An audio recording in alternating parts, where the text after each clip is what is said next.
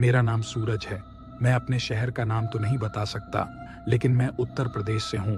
बात उन दिनों की है जब मेरे ग्रेजुएशन के 4th सेमेस्टर के एग्जाम खत्म हुए थे। मेरे पास करने के लिए ज्यादा कुछ नहीं था और मेरे गांव के दोस्त मुझे काफी दिनों से गांव बुला रहे थे। मैंने सोचा यही टाइम है, चला जाता हूँ। मेरा गांव शहर से मुश्किल से 20 किलोमीटर दूर है, पर बहुत ही कम आना जाना था मेरा। खैर, मैं गांव गया और अपने सभी दोस्तों से मिला। अगले दिन शाम को हमने पार्टी करने का प्लान किया, जिसमें ड्रिंक वगैरह का इंतजाम भी था।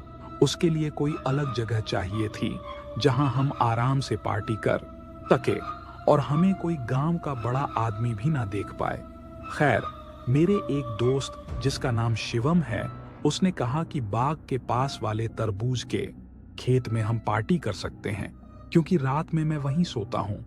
खेत की रखवाली करने के लिए हम सबने तुरंत हाँ की। शायद यही हम सबकी सबसे बड़ी भूल होगी। उसके बाग के पीछे एक छोटा सा जंगल था जिसमें ज्यादातर कोई नहीं जाता था, पर शाम होने के बाद हम मार्केट गए। हमने ड्रिंक और मटन लिया, जिसे हमने मिलकर उसके खेत में ही पकाया। सब कुछ खत्म होने के बाद गर्मियों का समय था। खुले आसमान के नीचे हम सब के सब सो गए। रात के करीब 1 बजे एक बोतल टूटने की आवाज जैसी आई। ऐसा लगा मानो जैसे उसे किसी ने जमीन पर पटक दिया हो।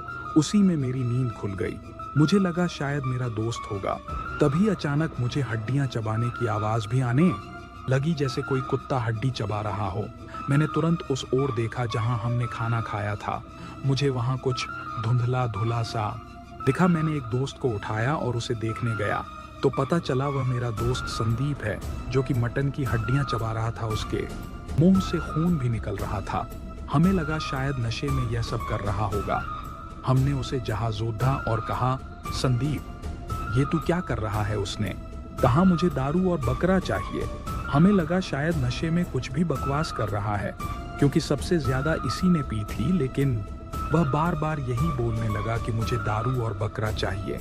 धीरे धीरे उसकी आवाज बदलने लगी, काफी भारी और अजीब सी हो गई। तभी उसने शिवम का गला पकड़ा और यही सब दोबारा मांगने लगा। हमें समझने में देर न लगी कि जरूर कुछ तो गड़बड़ है।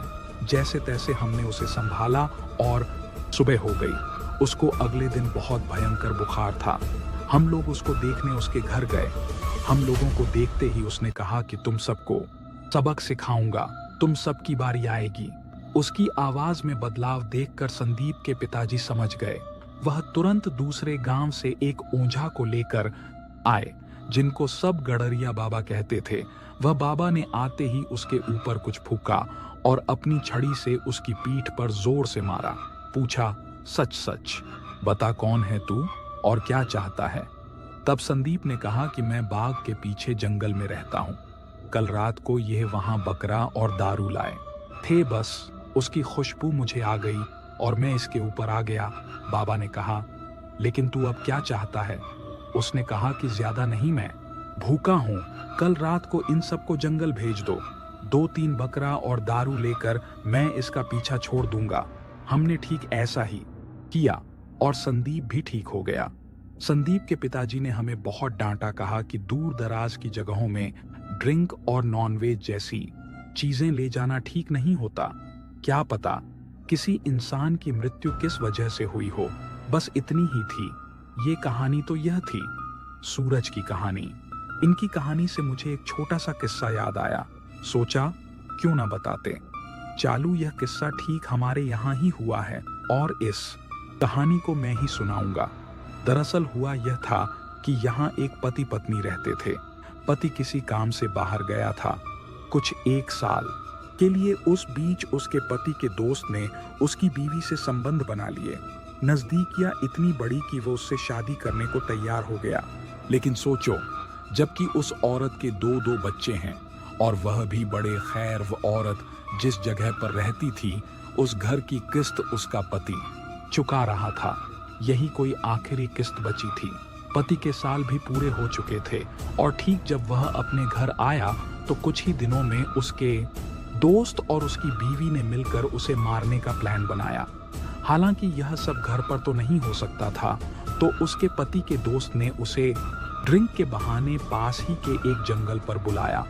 नशा इतना ज्यादा था कि सर पर पीछे से पत्थर मार दिया गया। वह जंगल शुरू होने से पहले एक छोटा सा पार्क भी है। लोग अक्सर दिन के समय वहां घूमते हैं, मगर यह हादसा होने के बाद से कुछ चीजें सामने आई है।